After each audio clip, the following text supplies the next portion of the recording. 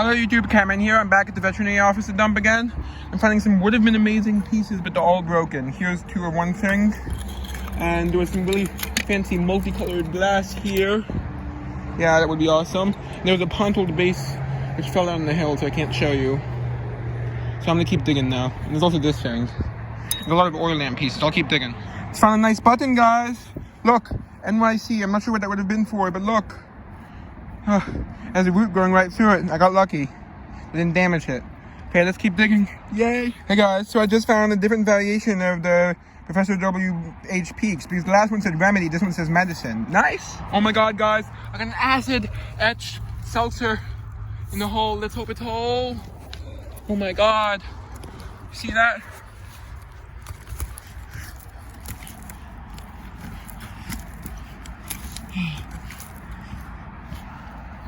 Wow, it's got the siphon. Oh my god, where's it from? Austining. It's P.H. Keenan. Please don't develop any cracks or bruises. Did you hear that? It's still letting the pressure out. It works. Oh my god. Holy shit. Look at that. Oh my god. Let's get more of the pressure out so it doesn't crack. That's as much as it's gonna come out. Oh my god. Holy shit. Sorry, I cursed. Oh my god. Okay. Oh my god. That's the find of the day. And thank god it doesn't seem to have any cracks or bruises. I just hope it doesn't develop any. Oh my god. And it's local-ish. Yay. Oh my god, guys. I just dug my first Stoneware. Look. My first Stoneware bottle. I don't know if it's American or not, but look. Hey. It's in good condition. Don't see any chips or cracks. See one minor chip, but yay. Interesting glaze.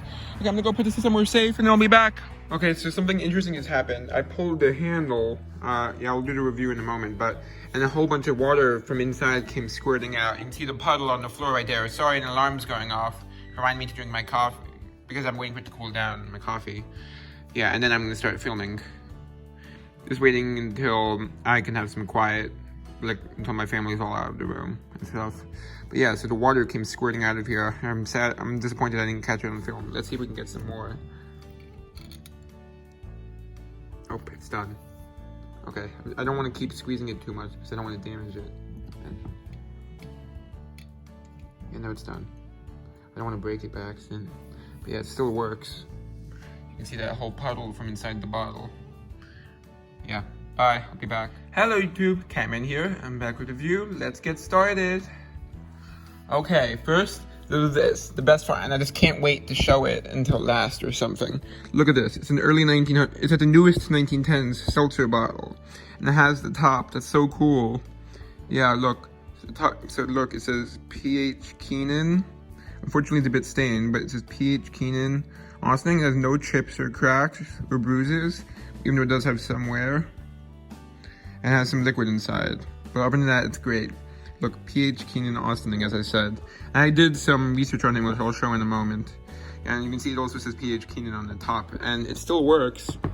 I had some water come out before, but I don't think it's... Yeah, the water level's gone down too low for any more to come out. But you saw I showed the puddle in the previous clip. Yeah, that's awesome. Yay. It's my first completely whole seltzer bottle. I found one other seltzer bottle that was just missing the top, which is also from Austining. I'll show now. Now here it is right here, it's Thomas Finnegan. So it's a different person in Austining. Yep. So then I just wanted to show, I've dug one other P.H. Keenan bottle, even though not in as good of condition. It's a P.H. Keenan Hutch. This is probably probably around the same age or slightly older than the seltzer. But unfortunately it's badly cracked, as you can see. I still kept it because it's local-ish. It's a town neighboring mine. Yep, so that's also P.H. Keenan. So now I'll show, I did some pretty impressive genealogy information. I'm quite proud of it. I went through several census records to get basic history of his life, starting in the, well, basic history of his life. Not too much detail, but pretty good. But first I'll show this building is still standing. This was his building. I don't know if this is where he sold the drinks out of.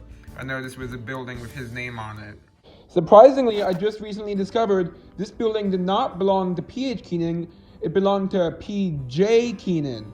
And the reason I know it's not the same person is the P.J. Keenan had a restaurant there which he started in 1868, And P.H. Keenan was born in 1851, and he came to America in 1872, the one who made the bottle, who the bottle belonged to.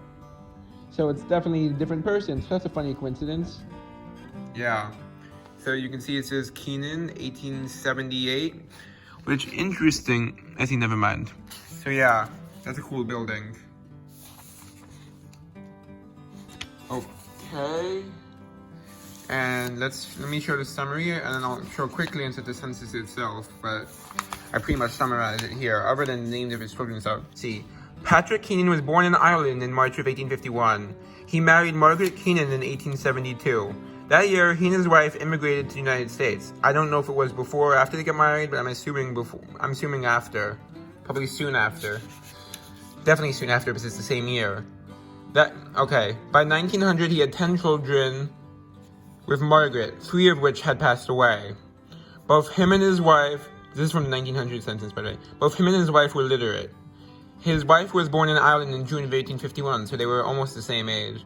In the 1900 census, he is listed as being in the soda water business. He owned his own home in the Ossining township of Sing Sing village. Now the whole area is called Ossining, and Sing Sing doesn't exist anymore. I think probably something to do with the famous Sing Sing prison that's in the town, and they just didn't want to be associated with it or something. I don't know exactly why they changed it. I think they changed it in 1903, though. By 1910, Patrick had passed away. I know this because he was gone from the 1910 census. He was not listed with his wife, and his wife was listed as the head of household. I mean, it's not impossible they got divorced, but it's not likely. By 1910, Patrick had passed away, and Margaret had become the head of the household. She did not have a job at the time. As far as I can tell, his sons did not take over the business, which probably means that by 1910, the business did not exist anymore, actually, so this is probably pre-1910. You know, it is possible that he sold the business before he passed away. I do not know for sure. And this is just some of the record. You can see all his kids, some of his kids here that he lived with. And by 1910, by the way, only 2 of them still lived with their mother. The rest had either moved out or passed away. Mostly probably moved out. Okay, I'm saving the second best bottle for last to give you something to look forward to. Let's continue. I'm glad I found this one. You know, it's not too rare. It is blown, by the way, this one. It is, I found one with a crack right here last time.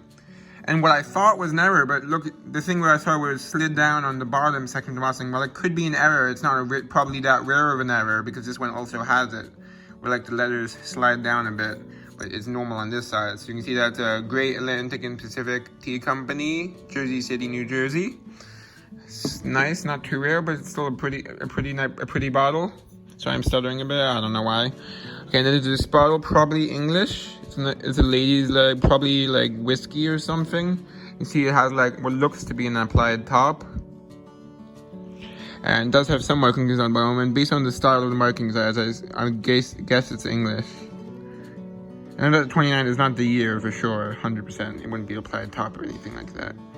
Probably like a code for something, like a factory number or something.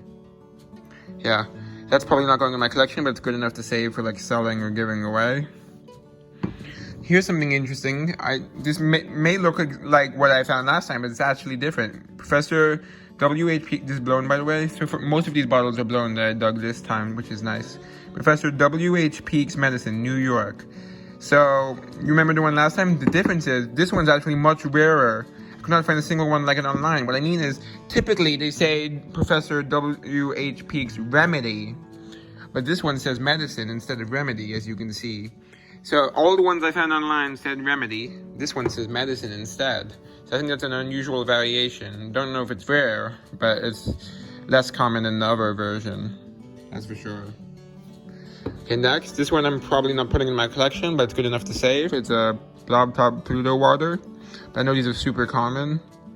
Neat embossing on the bottom though. How does the like devil guy? Well, I think that's Pluto actually, which I can't remember who it was. Wasn't he like the... Never mind. It's a Roman god, but whatever. Okay, so Pluto. It's a mineral water. Applied top, but I think it's a machine-made applied top, from what I can tell. I'm not too knowledgeable on how to tell if something's applied top. I think it means if the seam stops literally right before the top, and, you know. Let's go back. This is nice. It's a McCormick & Co., but what's unusual about it, I haven't researched this one yet, but it's a sewing machine oil. Normally, mostly they make it like spices and flavoring extracts and stuff like that. So yeah, Baltimore, USA, that's blown. Pretty nice. Haven't done a sewing machine oil before. Here's little baby blown medicine bottle. Unfortunately unembossed, but I thought I'd save it. It's so little. It's about maybe 2 inches tall at most. Here's a nice one. It has a bit of a label on the back. And it's also, yeah, all of these are blown actually, all of the bottles. Now that I think about it, I should have just said that. Okay, so Paul Westfall, Accelerator for the Hair, New York. That's pretty nice. Not too rare, but still a cool bottle. You can see it has a bit of a label on the back. Unfortunately, I used spray paint to preserve the label, clear spray paint. What happened is it was dripping a bit, like it had like drip marks. I tried to wipe it off with tissue, and as I was wiping it, it started to dry a bit and left some tissue residue right here. I might be able to get that from nail polish remover, but I'm afraid if I do that, I'll spill a bit and ruin the label. So I think I'll just leave it like that. It's okay. But at least I got preserved the label, and you can see exactly what it says, and I'll show a whole version of label I found online now.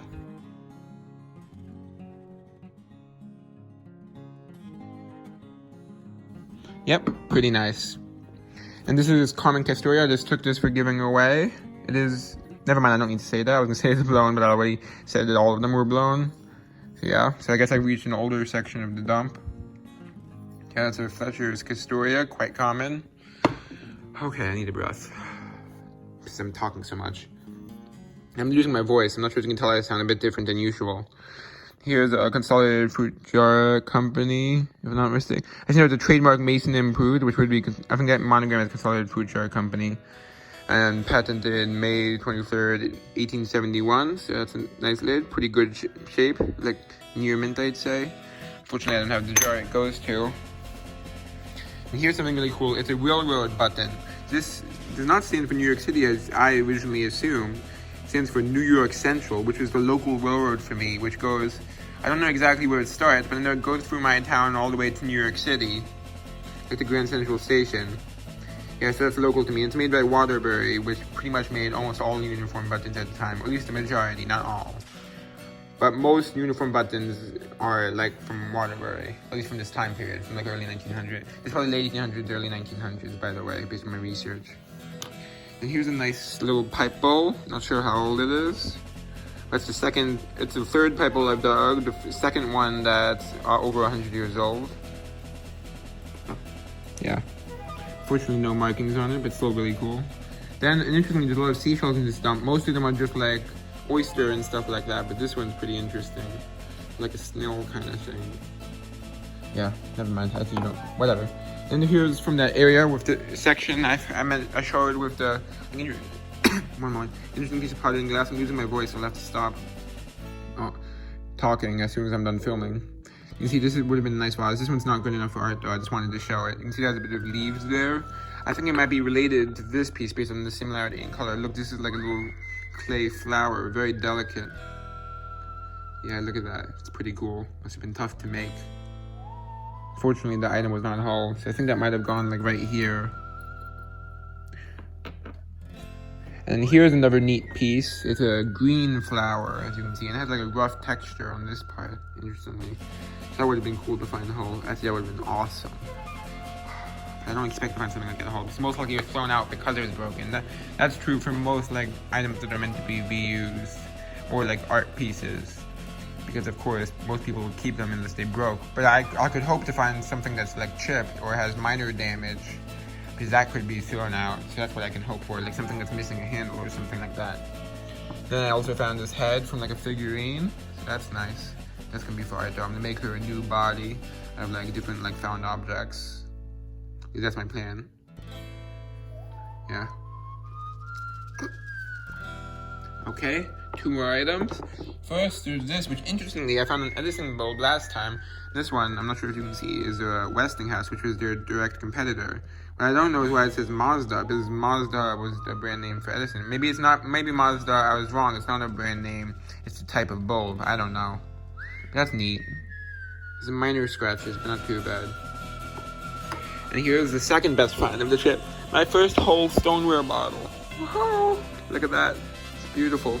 probably not American, unfortunately. And I can feel there's a cork rolling around in there. Yeah. So that's neat. That's so cool. You can see, interestingly, it's missing glaze here, the way it was made. And here's something unusual about it. You see this? It's like, the way bottles are made, you can see here, this was from the finger, is you slip, which means, like, you score it, which is when you, like, put grooves into where the handle's gonna attach, and then you put it on while the clay is wet, and then you get your finger wet and smooth it down like this. Normally, though, it would look more like this, though, except not that much. So this is kind of a crude one. But look, he like kind of messed up a bit here and like took off part of the handle when he was doing it. Or she, but probably he. Yeah, so you can see that's pretty interesting. That's unusual. Fortunately, I don't see like a direct fingerprint. That would be cool, but it's okay. And you can see that's a pretty cool handle. So this is probably like European, around the German area, because like I've seen all the wine bottles I've seen of this shape, which have had writing on them, have been like German, like mineral waters or gins, or like German, or there was a Dutch one, a Holland one too, I mean. Yeah, so it's around that area of Europe probably is where it's from. Pretty neat though. Really awesome. I'm so happy about this. My first whole Stoneware bottle. My next goal, because I have this thing where I'd like to set a goal for the next item to dig, for a specific item to dig that I've never dug before. So my goal was either a Stoneware bottle or a crock. So now my next goal is a crock. I found crocks, but I've never found an American one. So that's what I mean by that. I want to find an American one. I mean, yes, I still haven't found an American Stoneware, but that's okay for now. I'll count it towards the goal. And it would be nice to find an American one. But my next goal is an American crock, which I didn't really have.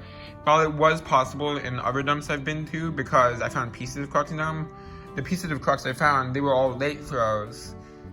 But on this dump, it would be more contemporary, so it was less likely to be broken, I think, because they would have been thrown out. Because the ones that were kept long enough to be thrown out in the 1930s, that dated to the 1800s, were probably thrown out because they were broken, and people were saving them for that time for reuse.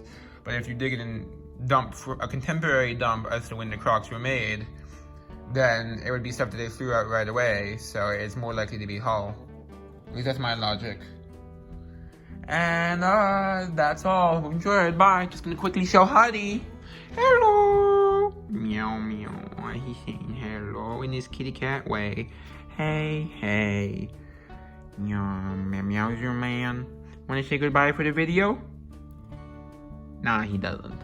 Bye.